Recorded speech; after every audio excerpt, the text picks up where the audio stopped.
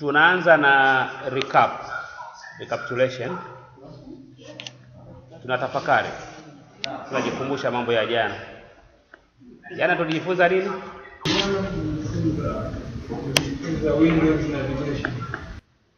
Jana tumejifunza Windows navigation. Now that's very general.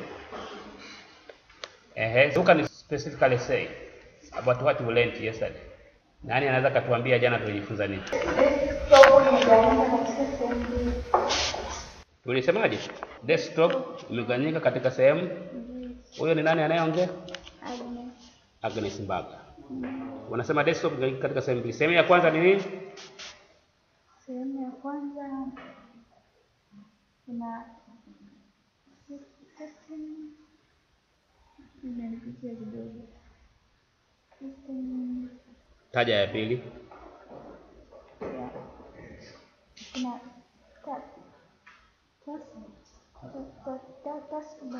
taskbar. Okay. Yeah. Agnes anatuambia desktop imegawanyika katika sehemu mbili. Sehemu ya kwanza ni system, kuna dash kuna neno mtendo kulikumbuka. Na sehemu ya pili ni taskbar. Vipi hapo? Yuko safi? Kuna mtu anataka kuongezea hapo au kurekebisha? Sehemu ya kwanza ni desktop icons. Sehemu ya kwanza ya desktop ni desktop icons. Na sehemu ya pili taskbar. Kwa hiyo tunasema desktop imegawanyika katika maeneo makuu mawili. Kuna desktop icons na taskbar. Hivyo ndivyo bwana Mnakatu anavyotuambia. Yuko sawa? Kuna mtu anataka kuongezea hapo au kupunguza alichoongea bwana Mnakatu? Kwa hiyo yuko sahihi. Desktop icons ni nini? What picture do you get in your mind unaposikia neno desktop icons? What image do you get in your mind unaposikia neno kama desktop icons? Naam. So, programs kwenye computer. Ambazo. Huyo anaongea nani huyo? Eden. Programs zilizopo kwenye computer ambazo mara nyingi huwa zinabeba zaidi picha. Anatuambia ni program za kompyuta zinazobeba picha. Yuko sawa? Au kuna mtu anataka kurekebisha ama kuongezea? Au zinawakilishwa kwa picha fulani. Ni badala ya kuandika kwamba labda program fulani, kwa hiyo pale vile icon inaonyesha picha. Kwamba ile inategemeana. Unaweza kuwa na picha kama picha au maua na vitu vingine, kwa mfano mtu anataka labda kudesign vingine kadi na vitu vingine vinavyofanana na hivyo. Kwa hiyo sababu mtu anapokuwa anaenda ndani anataka kutoa labda picha yenye rangi fulani aonyeshe sababu ile kuna safu mbalimbali za picha. Anaenda kwenye ile sehemu ya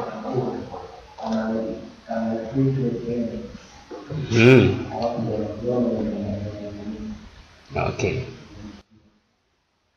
Sawa. Nani anaweza kuweka vizuri hivi? Bwana Lwimbo, hebu jaribu na wewe. Mimi kama yeye, lakini yani ni kama ni inaweza kawa ni picha au alama. Yani symbol ambayo inawakilisha program fulani. Kutegemea na yule mtumiaji wa kompyuta na yani ana program yake, lakini baada ya kuandika maneno yale anaweka pale picha au anaweka pale alama fulani. Kwa hiyo kwa alama hiyo inakuwa inawakilisha labda program fulani. Kama vile unaweka program la Word na Microsoft Word, baada ya kuandika pale labda unaweza kuweka tu W afu ukaipiga mkato au unaweza kuweka fulani pale ambacho ukiklik hapo inafunguka ile program. Kuna mtu mwenye jibu tofauti na hayo majibu mawili yaliyotolewa na Lwimbo na Eden? Ni kwamba desktop icons ni pictorial representations. So it can be of a file or of a program or even shortcuts. Kwa hiyo expect kwamba kwenye sehemu ya desktop icons utakazoziona pale inaweza kawa ni jina la file. Labda kwa mfano umeandika dokumenti yako ukaamua iwe saved kwenye desktop. Kwa hiyo labda dokumenti yako umeisave labda jina Mnakatu. Ina maana kama umesave hiyo document kwa jina la Mnakatu, ukienda pale kwenye desktop utaikuta imeandikwa Mnakatu. Lakini kuna baadhi ya vitu, yani badala ya kutaja jina yenyewe imeweka picha tu. Kwa mfano unaweza kuta kuna icon ambayo ina represent neno NVDA labda, au kuna icon ambayo ina represent jina la program fulani, labda Mozilla Firefox. Kwamba hiyo icon ikionekana, that means Mozilla Firefox. Kwa hiyo kama screen reader imekuwa programmed vizuri, ikiona tu hiyo icon haitashindwa kuitambua, itahitaji kwa jina, kwa sababu lengo la screen reader ni kukusaidia wewe uweze kuaccess. Kwa hiyo kama imekuwa programmed vizuri, hizo icons zitatajwa kwa majina yake. Yaani kwa sababu icons ni picha zile, ni viwakilishi kwa njia ya picha, lakini ni program. Inaweza kuwa ni Mozilla Firefox au ni NVDA, lakini kuna kipicha tu, kialama tu kimeonyesha fulani ambacho hicho kikiona the same tu bendera. Kwa mfano bendera, kwani unapoona bendera ile maana yake ndio nchi ya Tanzania? Yaani ukiona bendera that means ndio kiwakilishi cha Tanzania nzima yenye ekari zaidi ya milioni kadhaa. Sio hivyo. Lakini tu tukasema kwamba tukiona bendera hii yenye rangi hizi na hizi na hizi, basi hiyo iwakilishe nini? Tanzania. Unajua sisi siona issue yote inahusiana na picha hivi au na mahesabu wao tupendi kujishughulisha navyo sana. Kwa hiyo inaweza kawa ni concept moja nzito sana. Inaeleweka vizuri? Yeah. Ni kiwakilishi. Lakini ukitumia screen reader ukisoma pale, unaweza kufikiri kwamba labda hii imeandikwa hivyo. Kwa mfano unaweza kusikia NVDA, basi kadhani labda ukiambiwa usomee labda utakuta neno NVDA. Kumbe ni kaalama tu ambako kwa sababu kamekuwa program kwenye screen reader katamkwa hivyo, basi yenyewe screen reader itakutamkia. Yaani chukua mfano wa screen reader kama mtu anayeona anapokusomea kitu ambacho wewe ukioni. Nikikupa kitabu hapa upapase cha cited, utaona kama vile hakijaandikwa. Lakini ukimpa cited unaona anakusomea. Kwa hiyo na ile pale imekuwa program. Na nafikiri kuna siku utapata raha sana endapo itatengenezwa program ya kuweza kutambulisha, kwa mfano labda kuna picha ya mtu labda anakata kuni. Sasa hiyo screen reader iweze kukuambia kwamba hapa anaonekana mtu akikata kuni. Nafikiri you will be very happy. Sasa ndio wameanza kwa hizo icons. Kuna baadhi ya icons zinatambuliwa na screen reader na inakutajia, haikutajii kama icon, ila inakutajia kama neno. The same kama kwa mfano pale pakiwa na picha ya nchi ya Tanzania kwenye desktop. Kama screen reader yako imekuwa program ni vizuri, basi itakwambia Tanzania. Nafikiri mpaka hapo kwa mfano unaelewa desktop icons. Lakini tutaelewa zaidi practical tukifika huko. Kwa hiyo tumesema desktop igawanyika katika maeneo mawili. Ni mawili au matatu? Ya kwanza ni desktop icons na nyingine taskbar. Mpaka hapo tuko fit. Tukasema pia taskbar imegawanyika katika maeneo mangapi? Matatu. Eneo la kwanza ni nini? Start button. Na eneo la pili running applications. Na eneo la tatu system tray. Tukasema kwenye start button tunapata vitu gani? Start button tunapata start menu. It is equal to ile start menu ya kawaida. It is equal to ile button unayobonyeza siku zote kwa ajili ya kupata start menu. Ina maana mtu anayeona akitaka kupata menus inabidi aende pale kwenye start button. Niliwaambia ile taskbar iko wapi? Bottom line of your screen. Hapo chini. Umewasha kompyuta yako? Okay. Hapa at the bottom part. Ufito wa screen yako si nini? Kwa hiyo hapa ianzia kushoto hapo. Kwa hiyo hapo ndipo inapokuwepo hiyo taskbar chini hapa. Kwa hiyo kuna start, alafu nyingine running applications. Hapa tulisema nini? Unapata vitu gani kwenye running applications? Kuna open programs. Yeah. Programs ambazo zina run kwa wakati huo. Ina maana kama umefungua Windows Media Player, umefungua Internet Explorer, utazikuta hapo. Zilizofunguliwa. Wakati kwenye system tray? Inaweza kama kuizima kompyuta hapo. Ndio bado tunaendelea kurani. So, kama alivyosema Bwana Rwimbo, hapo unapata programs zinazo run at the background mode. Kwamba sometimes kwa macho tu ya kawaida au hata kwa screen yako unaweza usisense kwamba they are running, lakini ndio zinafanya kazi. Na maana kuna baadhi ya programs zisipo run background basi kompyuta yako haifanyi kazi. So there must be some program ambazo zina run kwa chini yani, bila wewe kuwa sensible kwamba sasa zina run. Ndio nikasema hapo ndipo unapoweza kupata taarifa mbalimbali kuhusu hizo programs. That's why baadhi ya screen reader au baadhi ya kompyuta zinaita hiyo ni notification area au utasikia notification chevron. Neno notification maana yake to notify you the background information of your computer.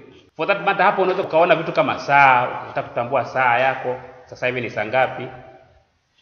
Hiyo saa hata kama utazima kompyuta yako, ukija kuwasha kesho haitapoteza majira. Hapo utapata taarifa ya kujua tarehe ya leo, saa na siku na wiki, kalenda.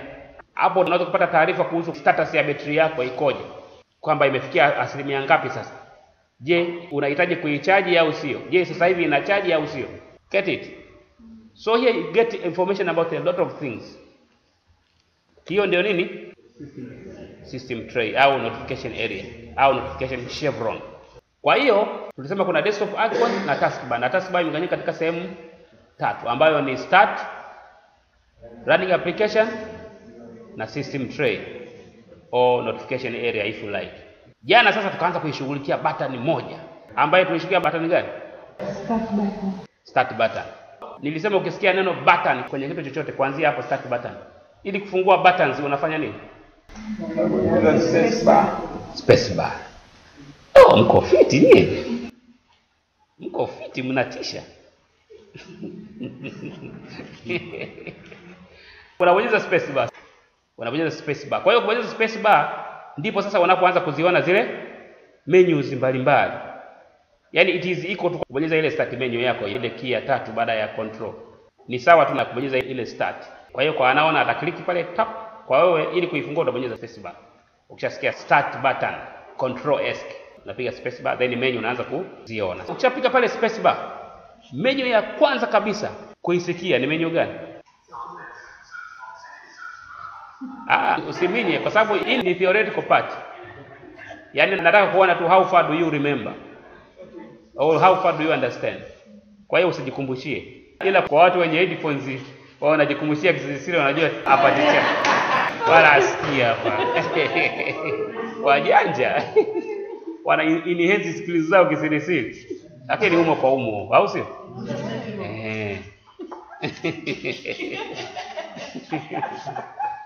Kwa hiyo ukibonyeza space bar, kitu cha kwanza ni search box. Sasa hivi hatujifunzi kazi ya search box ni nini, na wala hatujajifunza kazi ya menu yoyote.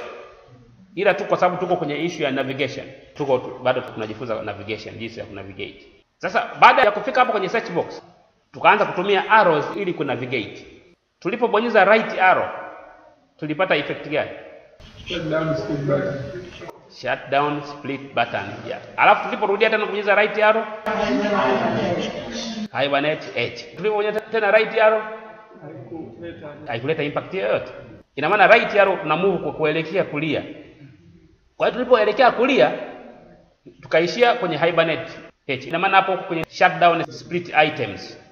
Kwa hiyo ukitaka kujua nyingine ndio uta down arrow, ndio utasikia zile restart, lakini sisi tulikuwa tuna right arrow. Kwa hiyo tulipofika kwenye hibernate, tulipo right arrow kukawa hakuna impact yoyote. Ina maana hapo ni mwisho, ina maana upande huo tena hakuna kitu kingine. Tukasema hebu tu left arrow hapo.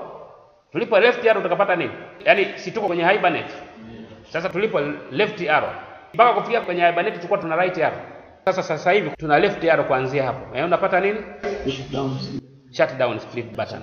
Baada ya hapo tena ukileft arrow unapata search box. Baada ya search box tena ukiright arrow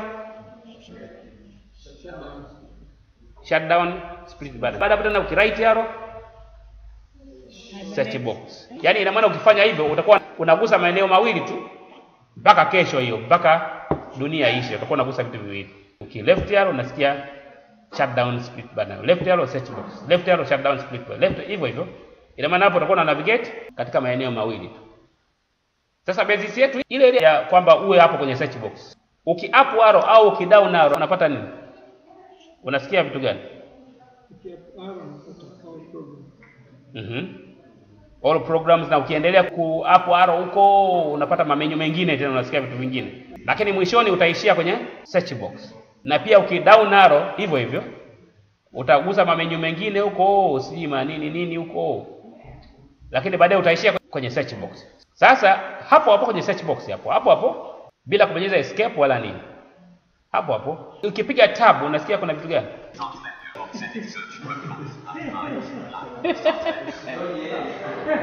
Usibonyeze. Kwenye search box ukibonyeza tab unapata Samsung. Kwa hiyo hapo ulipo ukidown arrow au ukiup arrow utasikia menu nyingine huko zikiwemo documents nini na nini, lakini mwishoni utakuja kuishia kwenye Samsung. Basis yetu pale pale kwenye search box. Ukiescape sasa, alafu ukabonyeza tab, unapata nini? Ya kitu cha kwanza. Sio kwenye search box. Alafu ukiescape, alafu ukipiga tab, kitu cha kwanza kusikia nini?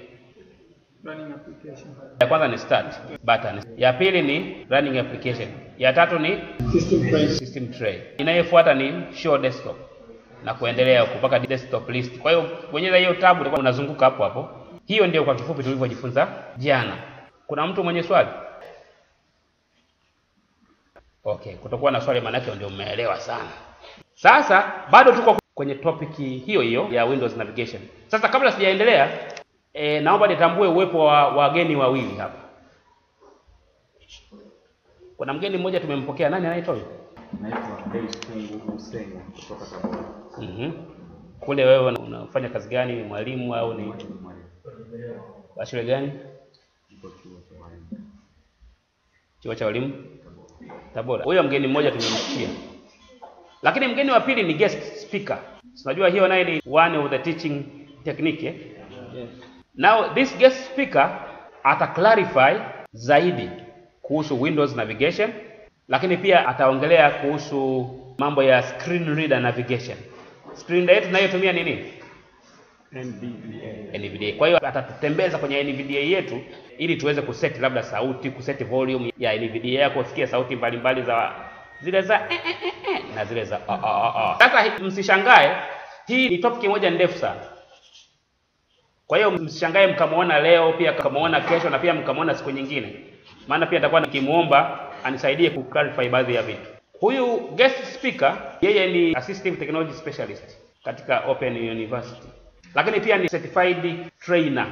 Kwa hiyo don't worry ukasema kwamba labda nini. Yaani ni mtu ambaye yuko certified kabisa kwa training. So you are in the right hands. Get the point? Na huyo mtu hata kabla hajawa certified aliweza kutumia interest yake kujifunza jinsi ya kutumia kompyuta yeye kama asiyeona. Yaani alianza kujifunza mwenyewe humo kimagumashi yani. Kama wewe unaponunua simu yako unaanza ku take time kujifunza.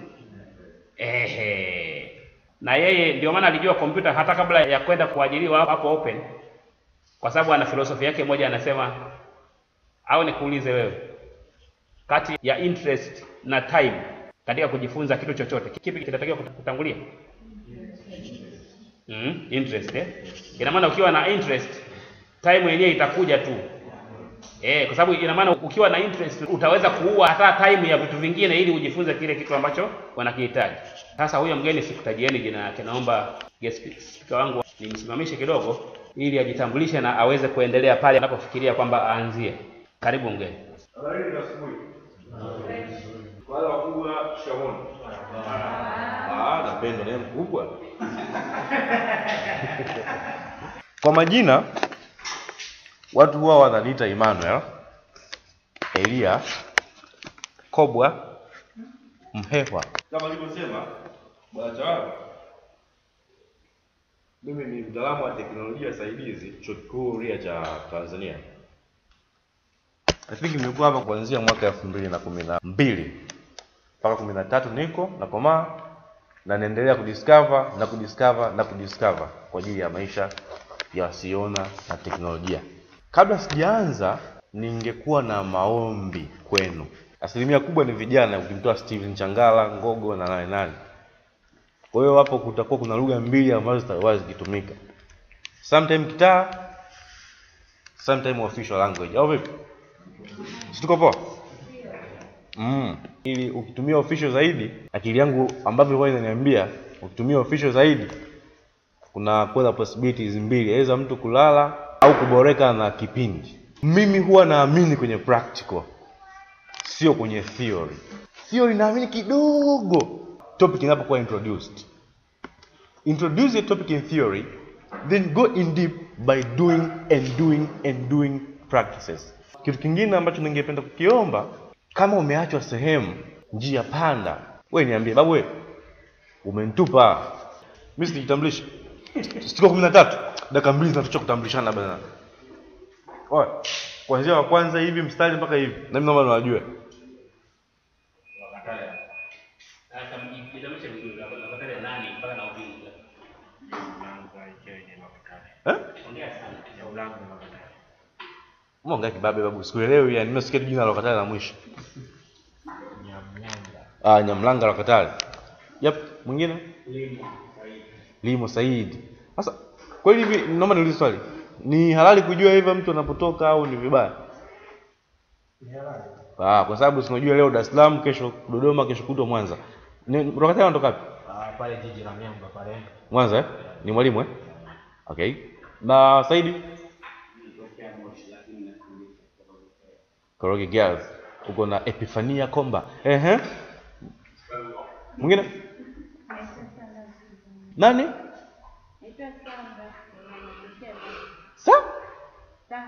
Sanga Jamani, kweli. Kikweli sisikii yani naomba Sanga?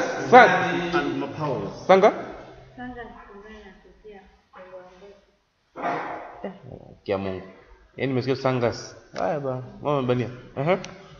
Unapata? Mimi natokea mji Kasoro Bwana. Jina sikujui. Poa, usijali. Sijui sound usijali. Fazili. Sangas wewe unafanya nini kwa Kamboto? Mwalimu baba? Chuo kikuu. Na wewe? Jina lako? Java. Una program ya Java. Mwingine jamani. Idi Msindo. Idi? Idi Msindo from Udism. Yeah. Yake ndo Islahu. Ndio psela. Mwingine. Upendo Francis natokea Bibi. Huko ni Areni Abdalla na Katu nyingi ya kila. Unajua mwanzo unasema huko nini kafikiri ukuni ya Faridi. Huko nyuma mama mwingine. Bwana mwingine? Huko? Nani wewe? Open. Poa. Morogoro kuna nini? Open. Sawa. Mwingine. Deus Tungu kutoka Tabora. Tundu. Okay. Mwingine? Ngogo Eden. Wapi? Mbeya. Hapa? Changala sisi. Tutatoka nje mkafanye kazi. Msikia walimu wangu wengine ndo wala sound kidogo nini. Sasa kuna mtu ambaye amesalia? Wengi? Wameisha? Okay. Nimeomba kujua majina kwa sababu moja tu. Mimi sio muumini wa kuongea sana. Ninapoongea lazima niwe na maswali kidogo, especially kwenye zile sehemu ambazo tumepita. Okay, back to the topic. Tupo kwenye Windows navigation. Na tukasema kwamba tunapozungumzia Windows navigation, tunazungumzia desktop icons pamoja na nini? Yes. Desktop icons pamoja na taskbar. Sasa tuanze na taskbar.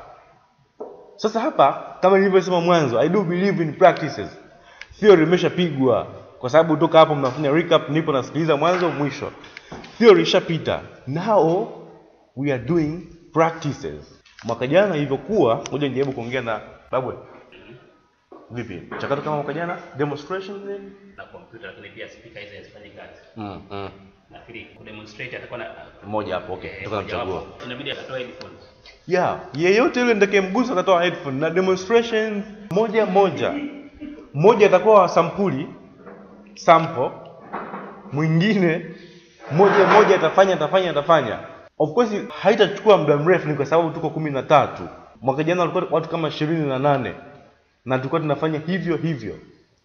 Ni kwa nini tunafanya hivyo? Ni kwa sababu moja kubwa. Hatutaki mtu aachwe. Licha ya mtu kuachwa, kitu kingine ambacho tunakiavoid. Uwezo kwa unafanya afu mtu anapiga mbonji mbaya yani. Upo. Sasa okay, tunazungumzia taskbar ambayo imegawanyika katika sehemu tatu: start, running applications na notification area, chevron button. Tunaanza na nini? Na start. Kitu cha msingi. Tunapozungumzia kwenye Windows navigation huwa tuna involve some of the keys. Ni herufi fulani lazima ziwe involved. Kwani kunavigate ni nini? Tunaposema Windows navigation, what do we mean? Kunavigate ni kufanya nini? Kwa hiyo kutembea tembea, kuzunguka. Kunavigate ni kutembea tembea kwenye kompyuta, sio kwa miguu. Kwa hiyo ni keys gani ambazo zinakuwa zinahusika hasa kwenye navigation? Nikiwa namtaja mtu mmoja ni Zambi? Amna? Yes, Nana Saidi. Keys gani ambazo zinahusika kwenye navigation kulingana na lecture ya jana? Na recap ya leo. Oh. Anasema kumbe key mojawapo ambayo inahusika na masuala ya navigation ni start menu key. Tunakubaliana? Mungeso tunakubaliana?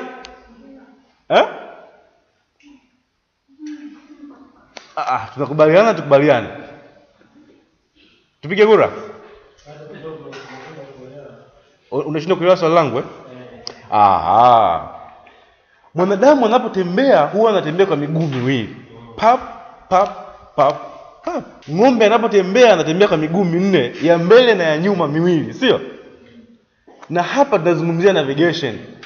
Ili uweze kunavigate, ni keys gani muhimu ambazo zitakufanya wewe uweze kunavigate? Unajua kwa nini? Samahani. Usijali. Unajua kwa nini tunasema tunashinda kuelewa swali lako? Unataka anze mwanzo kabisa. Jamani, swali liko hivi. Ni keys gani? Ni button gani ambazo zinatumika kwenye kunavigate? Mwanzo of course niliuliza what is navigation. Nimeuliza purpose ni kwamba ili tuwe kwenye one concept. Tuwe kwenye dhana moja. Swali likajibiwa. Swali la pili likaja kwamba jamani, tunapo navigate tunatumia keys gani? Sijataka mtu aniambie ile theory ya mwanzo tunavyo navigate. Just mention keys only. That's what I wanted. Na mtu wa kwanza akasema the first key is start menu key. Then we need to accept ourselves kwamba is it true that start menu is one of the navigation keys? Tunakubaliana kwamba start menu ni one of the navigation keys? No. Okay. Wewe unakubali? Lakini start menu sio key. Mimi issue yangu ni nini hapa? Issue yangu ni kujua key ambazo zinatuwezesha sisi kunavigate. Nimeshapata jibu moja, nimeambiwa kwamba start menu key ni key moja hapo ambayo inafanya tuwe tuna navigate. Ndio maana nikasema je, tunakubaliana? Wengi tunasema hapana Mwisho siku come and conclude it. Yes, Upendo. Navigation keys ni zipi?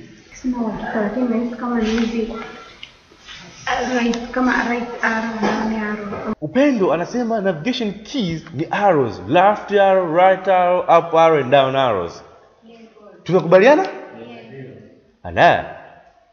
Kwa hiyo arrows ni keys ambazo zinatusaidia sisi kunavigate from one place to another place. Is there any key left? Which key? Woo! Tab key. Kumbe, kwa tumeshapata tab, arrows, start. Start tumekataa Kuna key nyingine? No other key Aya, nakuja kuclarify kwenye issue ya start. Nataka miende slow ili yote tuwe katika level moja. Tusiachane. Start menu au start menu key ukibonyeza mara moja itakwambia search box, ukibonyeza mara mbili itakwambia itakupeleka kule kwenye taskbar. Sasa haitumiki kwenye kunavigate. Yenyewe inatumika hasa unapotaka kwenda kwenye start, lazima ubonyeze hiyo start. Lakini ukishabonyeza start hautaitumia tena kunavigate kwenda sehemu moja na kwenda sehemu nyingine. Kwa mpaka hapo tumeshajua keys na nilisema kwamba tunaanza kwenye start. Na nikasema kwamba we need to do practices. Sasa nifahamu start menu key kwenye ile keyboard overview tulikuwa oriented vizuri. I hope so because I do appreciate the guy. Sasa ili uweze kwenda kunavigate kwenye vitu ambavyo vipo kwenye start, lazima ubonyeze start menu. Ukishabonyeza start menu, then ubonyeze either down arrow, up arrow, right arrow, left arrow or tab key. Unapobonyeza down arrow manake unakuwa una navigate kwenda down, up na navigate kwenda juu, kushoto na kulia zitajieleza zenyewe. Sasa nataka mmoja wapo atu orient kwa kwenda kwenye down arrow, tuone huku kuna nini na nini na nini na nini. Nani hapa nifanyie mchakato? Koja, bonyeza ile start ili tuende. Bonyeza down arrow ili tuweze kuona kuna nini. Moja tu kwanza. Okay. Down arrow. Kicha kwanza ni Microsoft Access. Hizi ni programs. Nyingine Magnifier. Nyingine Remote Desktop Connection. Nyingine Paint. Nyingine Sleeping Tool. Nyingine NVDA. Nyingine Stick Notes. Nyingine Calculator. Nyingine Windows Media Center. Getting started. Yes, hapo. Jamaa kazunguka, karudi pale kwenye search box. Intention ni kujua kwamba hivi kweli tuna navigate, kweli tunatembea au tunazinguana. Alichokuwa kifanya, alikuwa bonyeza down arrow ili aangalie kwenye list yake kuna nini na nini na nini na nini na nini. Ukisikiza hii screen reader kwa makini, inakwambia 1 of 10, 2 of 10, 3 of 10, 4 of 10. Inamaanisha kwamba kuna list ya vitu 10. List ya programs 10 pale. Kama nilivyosema, of course mtu mmoja lazima ajue kwa kompyuta yake kuna nini. Hizi ulizokuwa unazisikia zote ni program Microsoft Windows zote ni programs. Mlikuja kuambiwa kwamba program ziko za aina mbili application softwares na system software. Hizo zilikuwa ni application softwares. Sasa kwa konje tumeshamaliza. Anatakiwa mtu mwingine na aje a demonstrate. Tuanzie huko mwanzo. Wa kwanza naye tujue kwenye kompyuta yako kuna nini, kwa sababu mwisho siku mbele ya masomo mtaambiwa fungueni Microsoft Office. Of course lazima wewe unajua kama Microsoft Office iko eneo gani. Yep. Tuanze. Start menu. Down arrow. Getting started. Windows Media Center. Calculator. Stick Notes. Sleeping tool. Paint. A remote desktop connection. NVDA. Magnifier. Microsoft Clip Organizer. Yep. All programs.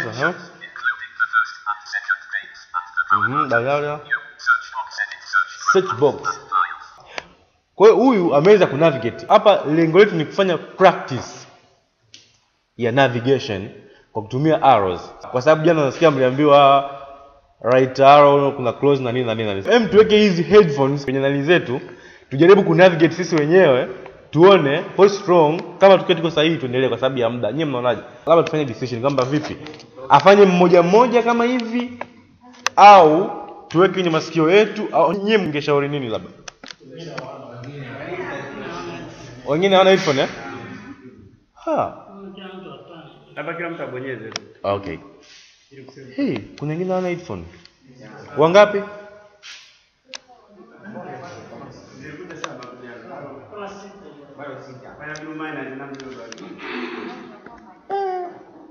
Okay. Yeah, kama mna headphone, let's be fair. Tuanze kwa babu. Start menu. Navigate kwa down arrow mpaka uje kwenye start na Getting started. Windows Media Center, Calculator, Stick Notes, Snipping Tools, Solitaire, Paint, Remote Desktop Connection, Magnifier, Yeah. Microsoft Office Access, Tena. Yep, kisha rudi. Ame navigate. Kwa hata ukibonyeza hapo arrow, majibu ni yale anasema tu unaanzia mwisho unakuja mwanzo. Anayefuata konyo tayari. Huyo mwingine kushoto mwa konyo. Navigate mpaka ufike kwenye start menu tena kwa kutumia down arrow.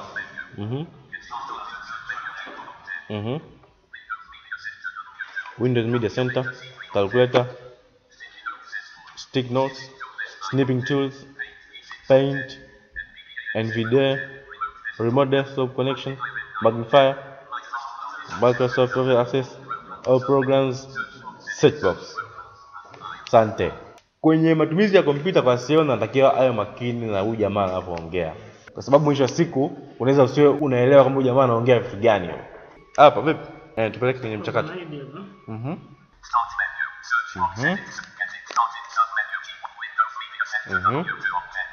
Calculator, stick notes, snipping tool, paint, remote desktop connection, NVDA, magnifier, sorter, all programs.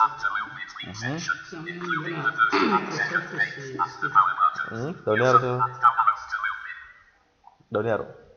Nasema ni program ya Microsoft CSK. Nitakwambia. Down arrow. Hiyo ni search box. Okay. Nitakwambia. Twende. Getting started. Windows Media Center. Calculator. Stick notes. Snipping tool. Paint. NVDA, remote desktop connection, magnifier, Microsoft Office Excel, all programs, search box. Okay. Anayefuata. Start.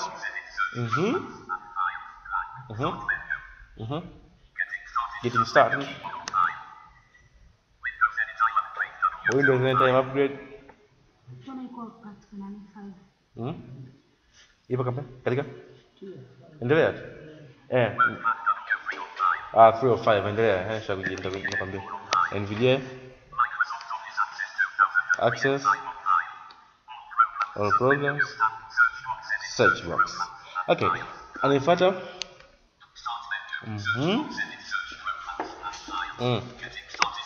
Getting started.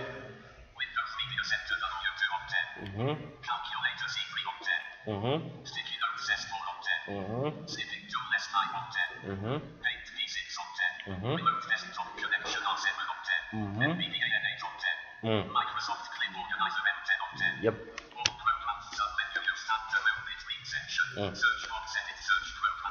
Sante.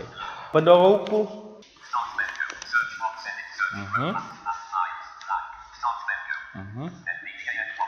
NVDA, Windows Media Center, getting started, calculator, stick notes, snipping tool, paint, remote desktop connection, Outlook, Office PowerPoint, programs. Okay, start box. Hapo nimeshapata maswali. Kuna mwingine ameniambia kwamba yeye Microsoft haipo, mwingine anasema yeye list yake instead of 1 of 10 iko 1 of 5. Hapo.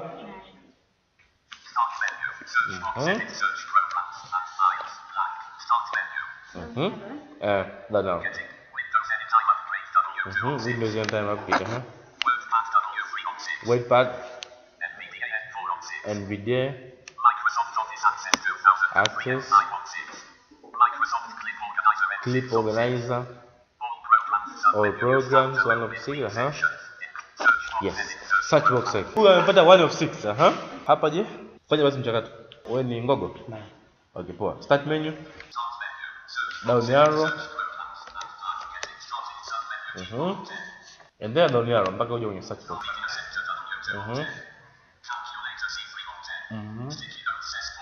Mhm. Mhm.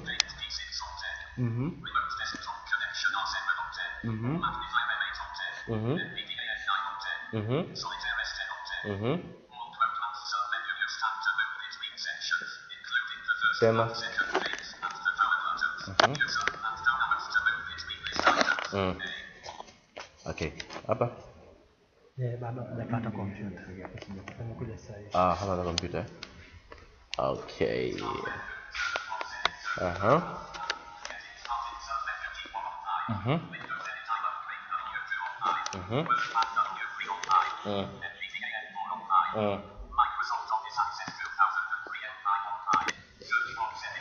Okay. Kuna liachwa? Jamani, ili zoezi nilifanya purposely kwa ajili ya kuprove kwanza kwamba hivi kweli hizi arrows, down arrow, up arrow, left or right arrow, are they used for navigation really? Kwa hiyo we have proved that kwamba arrows zinatumika katika navigation. Sasa tumeweza kuona kuna wengine inamwambia 1 of 10, Microsoft Office Access 1 of 10, 2 of 10, 3, 4, 5 mpaka 10 of 10. Kuna mwingine inamwambia 5, 1 of 5, 2 of 5, 3 of 5. Kuna mwingine inamwambia 6. Hizi ni lists za programs ambazo ziko hapo chini, na hizo program zinategemea na mtumiaji mwenyewe. Kuna njia unaweza ukafanya hata kama zikawa 30, 1 of 30, au kafanya ikawa moja tu. Huko mbele tutakuja. Hapo then upenda kaniuliza, mimi mbona hamna Microsoft Office? Kuna sehemu ukibonyeza ukienda down arrow unaambiwa all programs. Kwenye hiyo sehemu ndo kuna list ya maprogram yote yaliyokuwa installed kwenye kompyuta yako. Hizi za juu hapo unazisikia hapo 1 of 5, 2 of 5 au 1 of 10 ni just few ambazo either automatically ukiinstall operating system yako zinakuwepo automatically, nyingine ukiitumia program mara kwa mara inakuwepo hapo. Sasa tuje tuijaribu na hiyo tab. Tabu hii tunataka tuijaribu. Kumbukeni kama tuko kwenye start Tumeshajaribu kwenye start kwa kutumia down arrow, tumeona kumbe kuna list of programs pale. Sasa tuje tuijaribu na hii tab. Tutabonyeza start menu, then tutabonyeza tab mara moja, inatuambia nini? Then tutabonyeza tab. I want to see the navigation of tab. Kwa hiyo nataka tuangalie hiyo tab. Tutabonyeza start menu, halafu tunabonyeza tab. Tusikie hivi inatuambia nini. Bali changala. Imekwambia nini? Samsung 1 of 10. Ukibonyeza tab tena. Shut down split button. Tena tab. Getting started. Tena tab. Tena tab. La.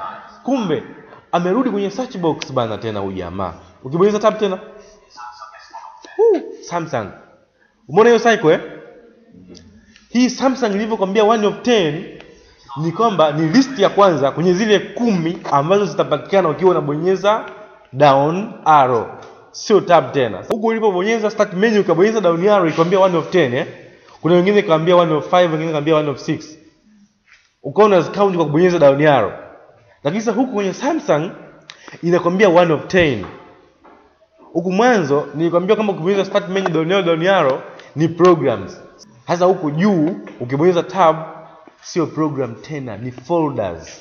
Huku Samsung 1 of 10 kuna folder kabisa inaitwa Samsung. Nitaje nitaambia host folder and host program. Kwa hiyo ambonyeza Samsung S 1 of 10. Mimi akili yangu inaniambia kwamba hizi 1 of 10, 2 of 10 zitapatikana baada ya kubonyeza down arrow. Utakuta 2 of 10, 3 of 10 to prove.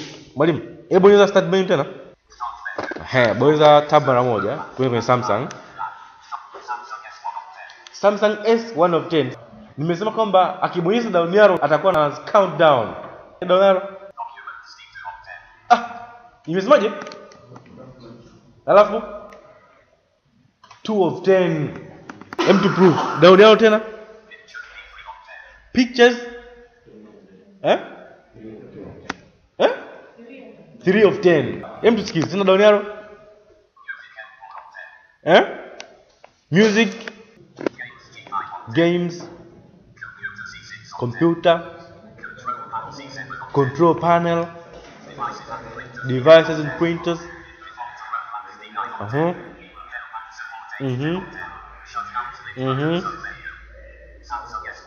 Anarudi kwenye Samsung. The issue is ukibonyeza tab mara moja ikakwambia Samsung 1 of 10, ukaanza kubonyeza down arrow, you will be accessing folders. Okay, kama hujasikia vizuri hivyo kwambia unaweza kubonyeza up arrow. Bonyeza up arrow tusikie.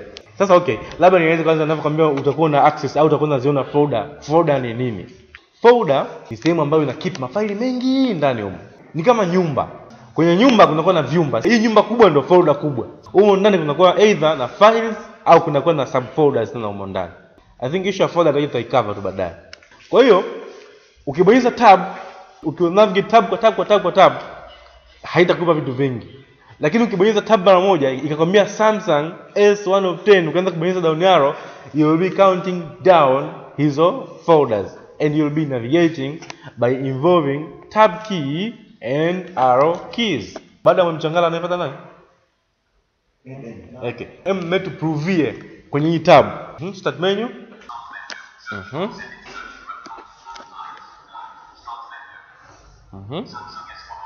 Oh, kumbe wote ni Samsung. Okay, Samsung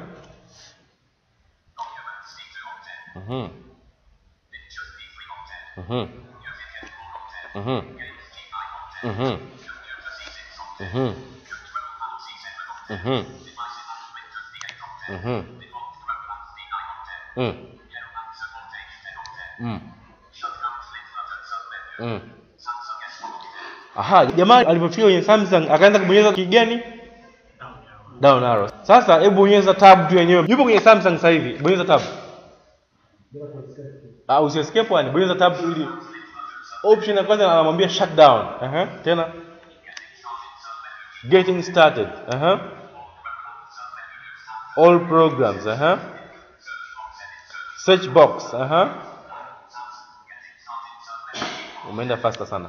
Okay. Kwa hiyo alipokuwa anazunguka na tab vile vile ni cycle. Akizunguka sana anikuta kwenye Samsung pale. Sorry. Yes. Samsung ni aina ya kompyuta au ni program? Nilisema kwamba hizi ni folders Samsung ni folder, lakini sasa kikawaida hapo alipokuwa anafanya installation angeweza kuipa jina jingine sio Samsung, akaipa kulingana na mtu na jina lake. Kwa sababu hiyo folder hiyo Samsung inaitwa private or personal folder. Kwa ameipa Samsung, ukiingia humo ndani kwa kupiga enter utakuta my document, my music, my my possession Kwa is Samsung, lakini itakiwa iwe kwenye continuous. Bonyeza hii down arrow. Maana yake ndio nafungua au ndio nahesabu mafaili yaliyomo. Sasa hapo ukishafika kwenye Samsung pale, ukianza kubonyeza down arrow, unakuwa una view folders ambazo zipo humo chini hapo. Sio kwenye Samsung. Unakuwa na view other folders apart from Samsung folder. Kwa sababu ukitaka uview either folders au files ambazo zipo kwenye Samsung folder, ukifika pale kwenye Samsung piga enter. Ukishapiga enter maana yake unaifungua hiyo Samsung. Ukishaifungua Samsung ukianza kubonyeza down arrow, utakuwa na navigate sasa vitu ambavyo vipo kwenye Samsung. Hivi kwenye Samsung kuna nini na nini. Of course ukiwa mtundu unaweza ukawa unaingia kwenye folder moja moja. Hivi hapa amesema Samsung. Hivi huko ndani kuna nini huko? Unapiga enter. Utakuta my document, my music, my pictures, my video, my downloads. Vitu kibao vya kutosha viko kwenye Samsung.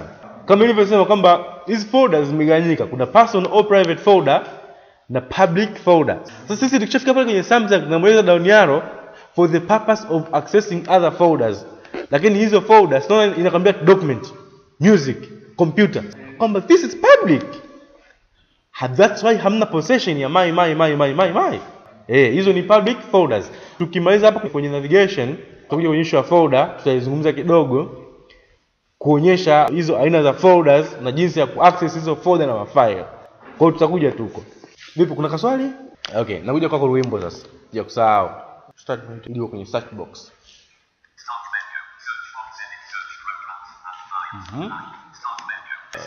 Samsung tab there.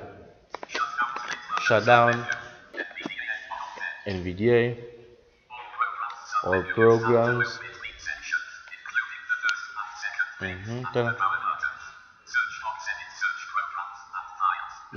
Tena tab Okay.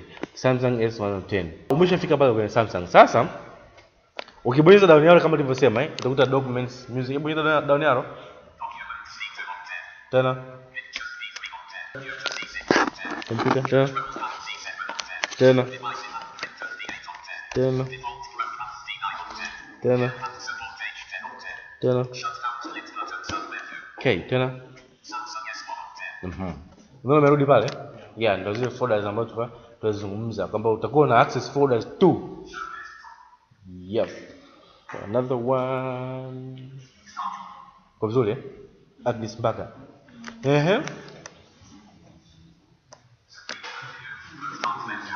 Huko mnaga isi.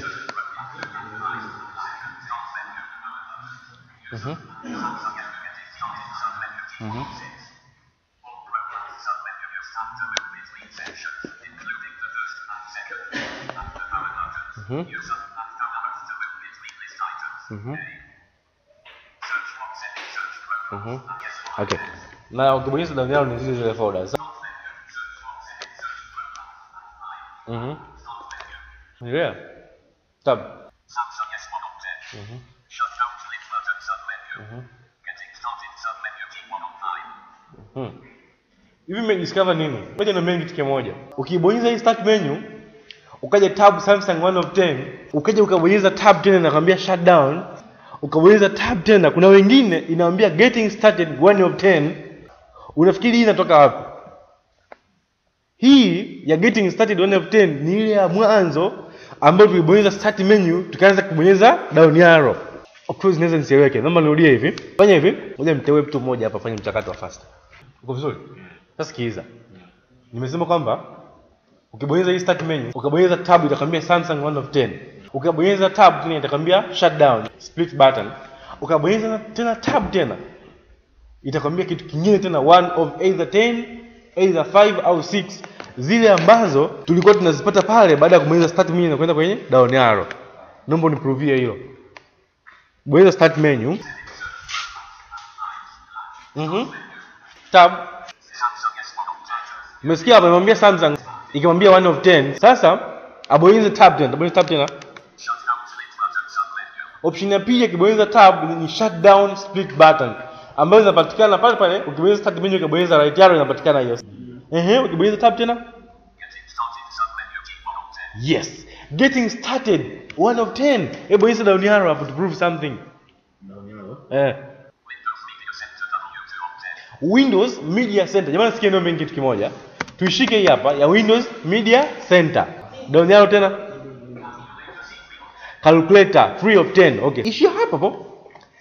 Amebonyeza start menu, akabonyeza tab mara moja, ikamwambia Samsung 1 of 10, akabonyeza tab ya pili, ikamwambia shutdown split button, akabonyeza tab ya tatu, ikamwambia getting started 1 of 10. Nikasema hii inatokana na nini tena? Hii kama nilivyosema mwanzo ni ile ya pale mwanzo, ukibonyeza start menu, ukabonyeza down arrow, option ya kwanza ya huyu jamaa ni ile getting started 1 of 10. Lakini mtu mwingine anaweza kaamini. Bonyeza escape hapo ulipo. Start menu basi.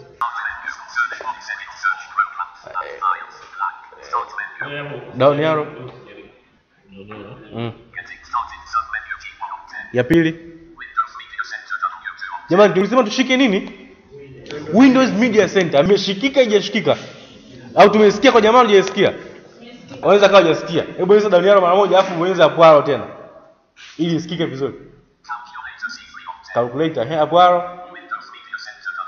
Windows Media Center ni zile ambazo walikuwa wakibonyeza start menu down arrow, kumbe tunagundua kwamba kumbe kwenye hii cycle ninaweza nikaamua tu nikabonyeza start menu, nataka kwenda kwenye program moja, nikabonyeza tab mara tatu, ikaniambia program ile either getting started au Microsoft fulani, nikaweza tena ku-access kwa down arrow. Japokuwa itakuwa ni kazi ngumu, lakini tumegundua kwamba Samsung 1 of 10 ni folders. Na hii ya pili ni files au programs tuseme. Yes, niambia. Getting started na start menu ni kitu kimoja.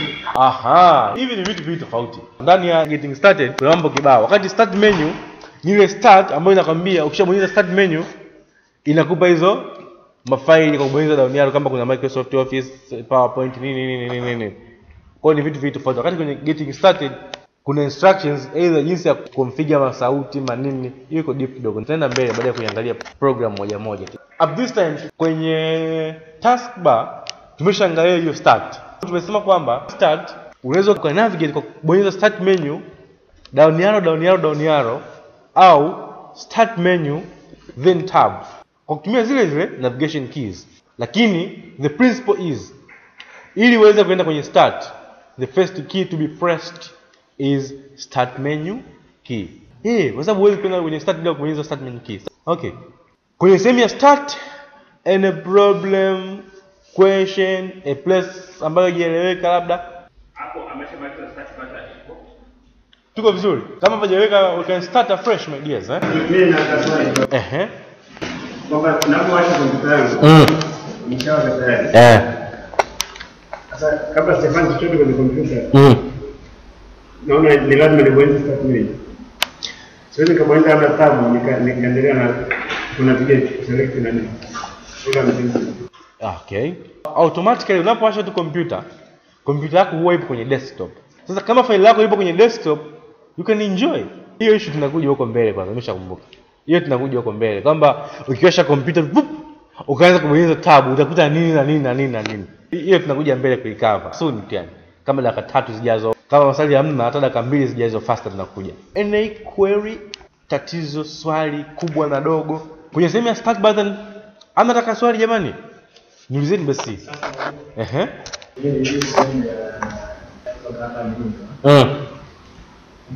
Tunaangalia kuna mara nyingi tulikuwa tunaangalia ile moja moja. Kama ukistopisha hiyo unataka ujue inakufahamisha nini. Naweza kufahamisha kutoka mwanzo mpaka mwisho, zingine zinazoendelea kutumia labda tuseme hiyo ya Windows maybe. Kwamba tunaanza na nani na start menu. Kaja tab key. Tunakuja kwenye tab key tukaenda kwenye down arrow. Sasa tukataja ile sehemu ya kwanza. Ilipotaja ile sehemu ya kwanza, kabla ya kwamba uendelee kubonyeza ile down arrow, unasimamisha tu nataka nifahamu yale ya kwenye ile tab ya mwanzo. Okay. Asante. Swali zuri. Jamani, hivi swali umeelewa?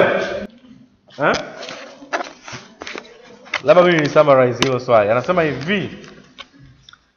hivi nikitaka kujua tu nimebonyeza nimeambiwa siji document au Samsung 1 of 10. Nataka mimi nijue ndani ya Samsung au ndani ya document kuna nini? Nafanyaje? Si ndio swali lako bwana Eden? Ile ya kwanza ya kwanza ni nini kwako mfano? Ni Samsung ukibonyeza tab. Bonyeza start menu.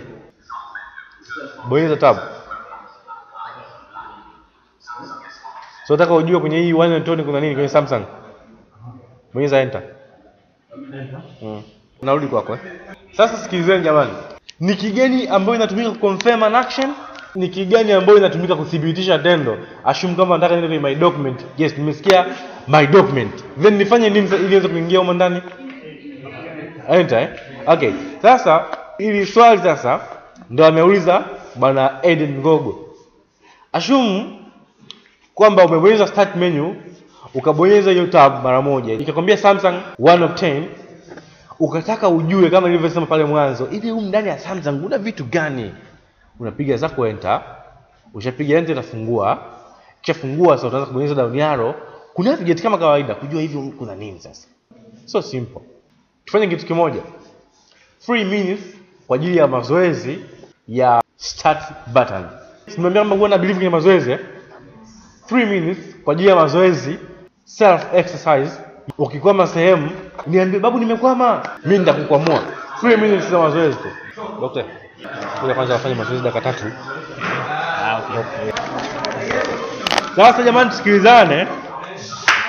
Labda mimi nikabidhi kwa mwenyekiti ili apate mambo mengine. Amumpashi jasisika wangu. Bana moja. Alafu mzee utakaposema choma kama kawaida. unachomeka flash.